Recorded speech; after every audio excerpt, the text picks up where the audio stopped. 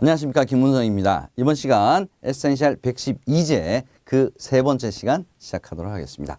자, 18번 문제네요. 언더라이팅에 대한 문제입니다. 틀린 거 찾는 문제입니다. 1번 보험료 할증, 부담보 등의 형태로 계약을 인수할 수 있다. 위험도가 높은 피보험자인 경우에는 보험료 할증이라든지 부담보 다 가능하죠. 두 번째, 우리나라 보험회사의 언더라이팅은 표준체 중심으로 되어 있다. 예, 표준체보다 위험이 낮다. 우량체. 그죠? 그 다음에 표준체보다 위험도가 높다. 표준 미달체. 기억나시죠? 맞는 질문이 되겠습니다. 3번. 보험 사고조사. 사고조사는 언더라이팅이 아니라 클레임이었죠. 클레임의 업무입니다. 대표적인 언더라이팅 업무에 해당한다 그랬으니까 3번이 틀린 지문 정답이 되겠습니다. 연관 문제 보겠습니다. 언더라이팅 시 고려해야 될 대상 4가지 기억나십니까? 표로 있었죠. 그죠? 환경적 언더라이팅, 신체적 언더라이팅, 도덕적 언더라이팅, 재정적 언더라이팅이 되겠습니다. 자, 음주, 흡연, 신체, 질병, 과거, 질병 뭐 이런 거 있었죠. 그죠? 이런 것들 여러분께서 같이 제목을 보시면서 연상을 해 주셔야 됩니다. 연관 함정 보겠습니다. 보험계약의 형평성을 고려해서 피보험자의 위험도에 따라서 거기에 맞는 보험료를 보험가입 한도를 결정하는 것이 언더라이팅입니다. 그래서 상관없다 그랬으니까 이게 틀린 내용이 되겠습니다. 보험료를 동일하게 결정하면 안 되겠죠. 두 번째, 역선택 방지보다는 보험가입자 간의 공평성을 유지해야 된다. 둘 다 해야 되죠. 그게 언더라이팅의 기능이죠. 역선택 방지도 해야 되고요. 가입자 간의 공평성도 유지를 해야 됩니다. 세 번째, 의적 진단은 언더라이팅의 첫 번째 절차에 해당되는 것이 아니라 두 번째죠. 첫 번째 뭐였습니까? 모집 조직에 의한 선택. 그 다음에 의적 진단에 의한 선택. 세 번째가 언더라이터에 의한 선택. 마지막이 계약 적부 확인에 의한 선택. 여러분 기억해 두시기 바랍니다. 네 번째, 과거 병력은 환경적 언더라이팅이 아니라 병력은 어디에 있습니까? 신체에 있잖아요. 그죠? 신체적 언더라이팅 조사 대상이 되겠습니다.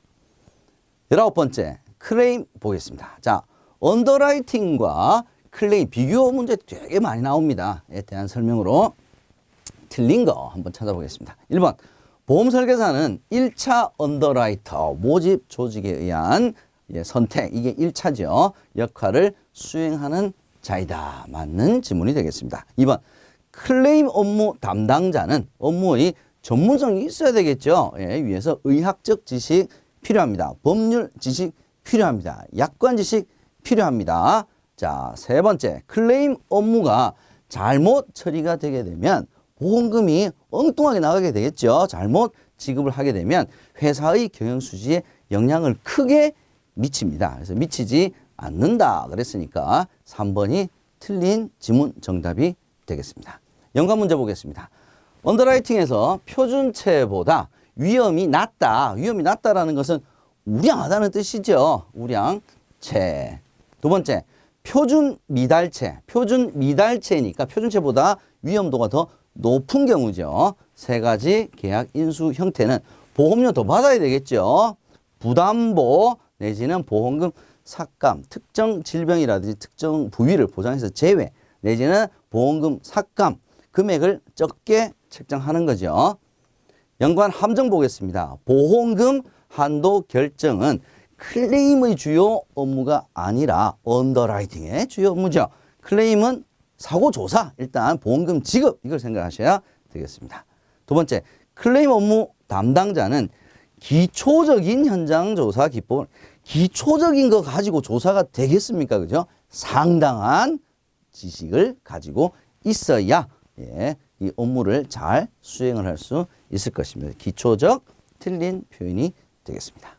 20번째 문제 보겠습니다. 3대 기본 지키기. 자, 3대 기본 지키기 뭐였죠? 약관교부, 그 다음에 설명 의무, 세 번째가 자필 서명. 이 세 가지를 보험회사의 주요 의무인데 보험회사가 현실적으로 이 업무를 수행하는 것이 아니라 설계사나 대리점이 대신해서 이행을 합니다. 그래서 이 3대 기본 지키기를 위반했을 경우에는 보험 회사가 잘못한 거기 때문에 계약자가 계약이 성립된 날로부터 몇 개월 이내?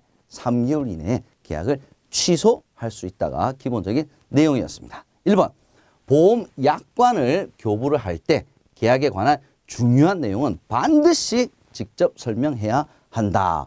맞는 내용이 되겠습니다. 2번 계약자의 자필 서명이 필요한 경우에 당연히 자필 서명이 해야 되는 거죠. 예, 자필 서명이 필요한 경우에 편의를 위해 직계가족 배우자 서명을 대신해서는 절대 안 됩니다. 반드시 본인이 해야 됩니다.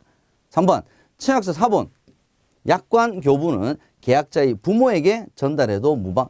반드시 본인에게 해야 됩니다. 맞는 내용은 1번 내용이 되겠습니다.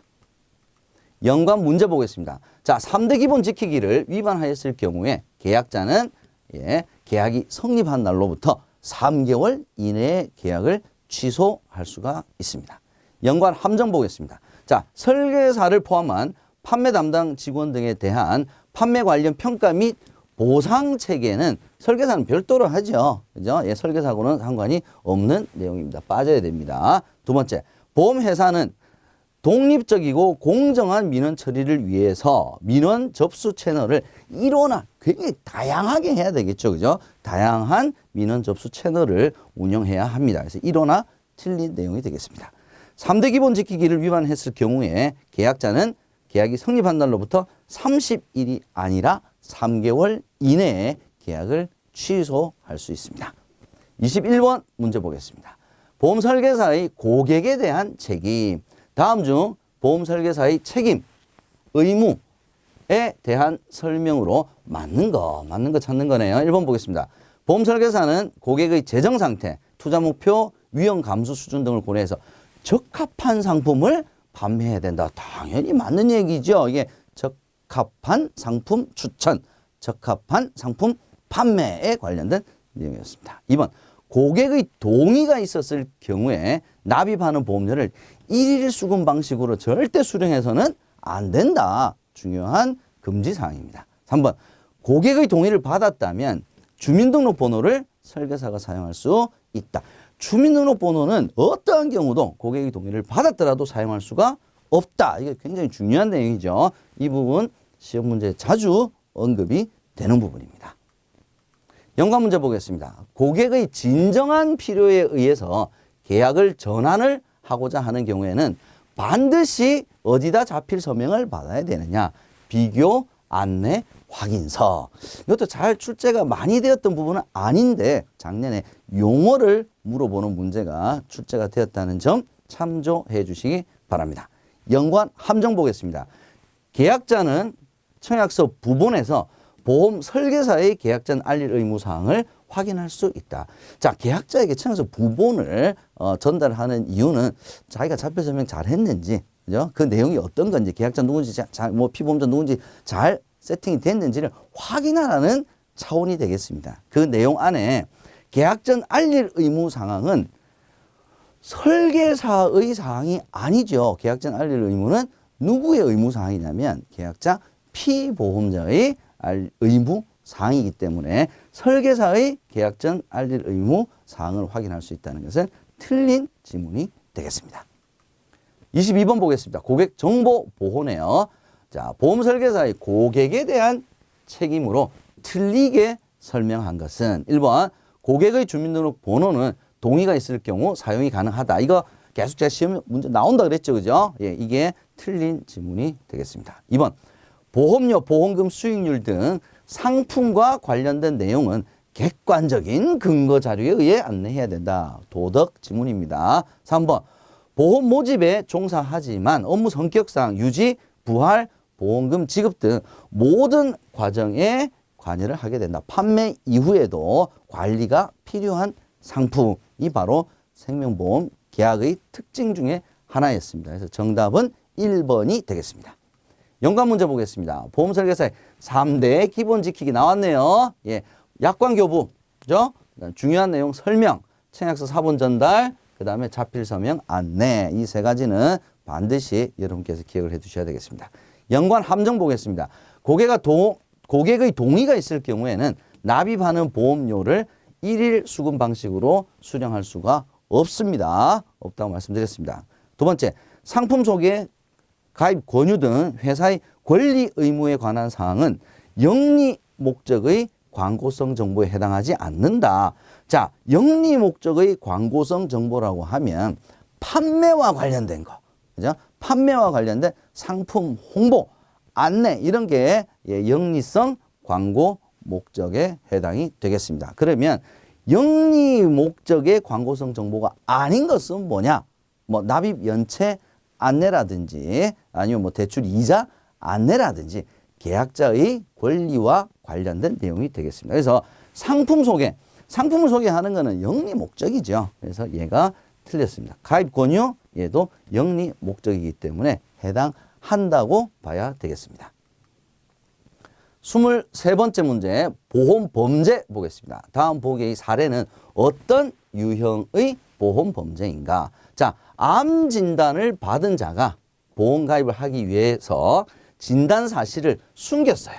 피보험자가 아닌 제3자를 통한 대리 진단을 해서 다수의 보험을 가입하는 행위는, 자, 고의적으로 유발한 거는 아니죠. 그죠? 예.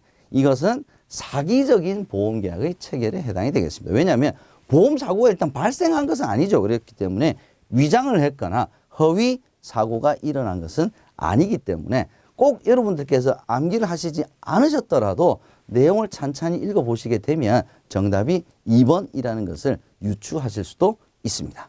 연관 문제 보겠습니다.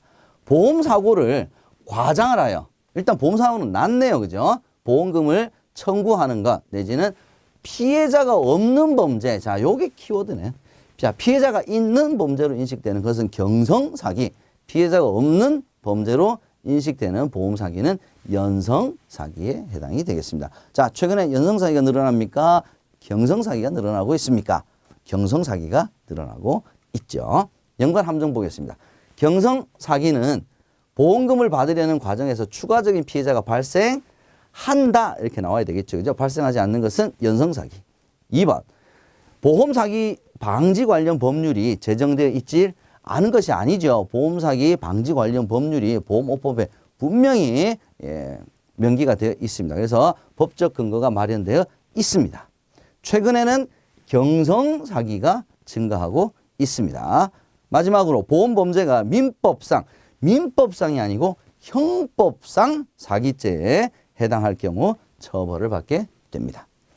24번 보겠습니다. 보험범죄의 특징이네요. 특성에 해당되지 않는 거 다른 범죄 유발합니다. 보험범죄가 개인화가 되는 게 아니라 단체로 떼거지로 막 조직화되고 막 그런 거죠. 국외까지 막 갑니다. 그래서 개인화가 틀렸습니다. 입증 곤란합니다. 정답은 2번이 되겠습니다. 연관 문제 보겠습니다. 보험 사기 계약의 특징은 고액, 사기치려고 그러니까 고액 하겠죠. 여러 개 가입해야 되겠죠. 그죠?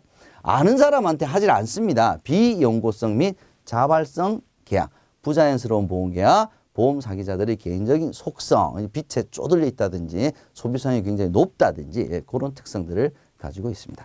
함정 보겠습니다. 자, 동일한 보장의 실손보험을 중복 가입하는 것은 사기적인 보험계약일 가능성이 높지 않은 경우입니다. 왜냐하면 실손보험은 여러 개를 가입을 했다고 해서 중복으로 다 보상을 받는 것이 아니라 비례 보상하죠. 그래서 실은 여러 개의 실손보험을 가입한다고 해서 실익이 없는 거죠. 그래서 사기 계약으로 보기에는 좀 어렵습니다. 25번 보겠습니다. 보험 범죄 방지 행위에 대한 설명으로 틀린 거. 여러 기관에서 보험 범죄 방지 활동들 많이 하죠. 1번 보험업법에서는 보험 사기 행위를 금지하는 것을 명시화하고 있습니다. 그래서 법적 근거가 있는 거죠. 2번 경찰청에서는 보험 사기 특별조사반. 자, 요거 여러분께 유의 있게 보셔야 됩니다. 자, 일단 이름만 보게 되면 보험 사기 특별조사반 그러면 꼭 경찰청이나 검찰에서 운영을 하는 것처럼 실은 조직 이름이 보입니다. 근데 보험 사기 특별조사반은 경찰청, 검찰, 금감원도 아니라 보험 회사에서 운영을 하고 있는 단체입니다. 조직이죠. 3번 금감원과 보험협회는 보험 사기 취약계층에 대한 교육 및 대국민 홍보 활동을 점점 더 강화를 하고 있습니다. 정답은 2번이 되겠습니다. 연관 문제 보겠습니다. 보험범죄 방지 활동을 위해 정부 합동 보험범죄 대책반을 운영하는 것은 검찰입니다. 검찰. 자, 정부 합동 보험범죄 대책반. 자, 이 조직도 자주 출제가 되는 부분입니다. 어디라고요? 검찰. 꼭 기억을 해 두셔야 되겠습니다. 연관 함정 보겠습니다. 보험범죄의 증가는 보험범죄가 증가를 하게 되면 실은 나가야 되지 않아야 지급하지 않아야 될 보험금이 많이 지급되는 거죠. 그래서 건강보험 등 공보험에도 영향을 크게 미칩니다. 그죠? 영향이 없다. 이거 다 틀린 겁니다. 두 번째, 보험 설계사 등이 연루된 보험 사기. 최근 좀 문제가 많이 되죠. 예, 일반 범죄에 비해 모방 범죄에 의한 파급 효과가 매우 큽니다. 왜냐하면 전문가죠. 보험 전문가인 보험 설계사가 연루가 된 보험 사기는 모방 범죄에 대한 파급 효과가 굉장히 크다라고 하는 특징을 가지고 있습니다. 세 번째, 보험 사기 행위를 금지하는 법적 근거 보험업법에 명시가 딱 되어 있죠. 예, 입법 조치 이미 다 되어 있습니다. 필요하다 그랬으니까 없다라는 뜻이겠죠. 그러니까 틀린 지문이 되겠습니다. 26번 보겠습니다. 생명 존중과 자살 예방. 이 부분은 무조건 시험에 나오는 부분이다.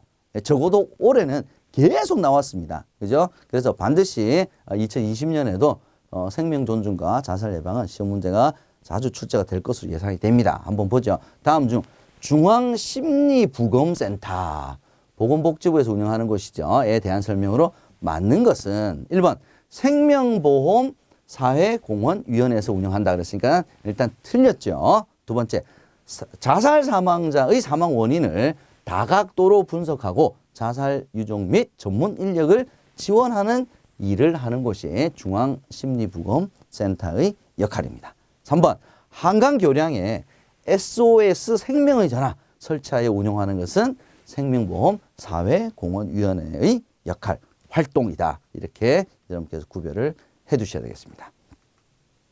연관 문제 보겠습니다.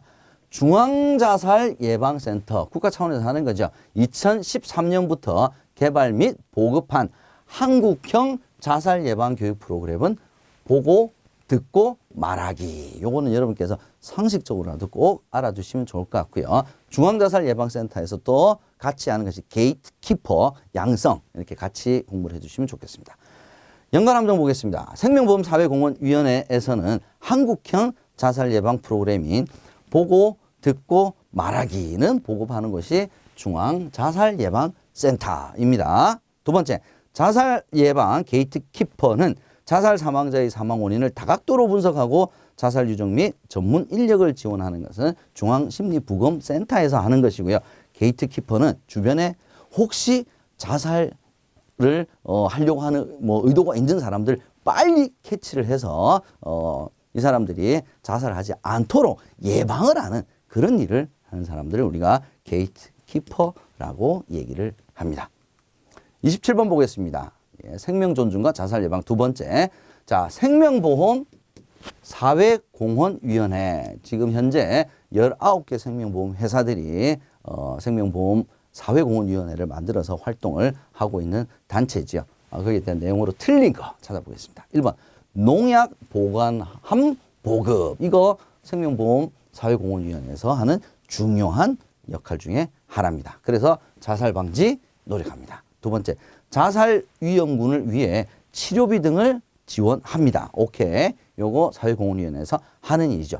주변 사람의 자살 위험 신호를 빠르게 인지하기 위해 게이트키퍼를 양성하는 것은 게이트키퍼 역할이죠. 게이트키퍼는 국가 차원에서 이루어지는 것이 바로 게이트키퍼의 양성입니다. 그래서 틀린 것은 3번이 되겠습니다.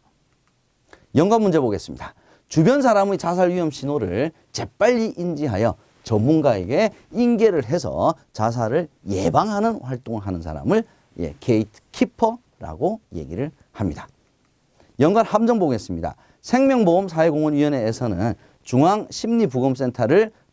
중앙심리부검센터를 설립해서 운영하고 있는 것은 보건복지부입니다. 자살 사망자의 원인을 다각도로 분석하고 있다. 이게 다 맞는 얘기인데 어디서 하느냐? 예, 중앙심리부검센터를 설립을 해서 운영하는 기관은 사회공헌위원회가 아니라 보건복지부다. 이렇게 구별을 해주시면 되겠습니다.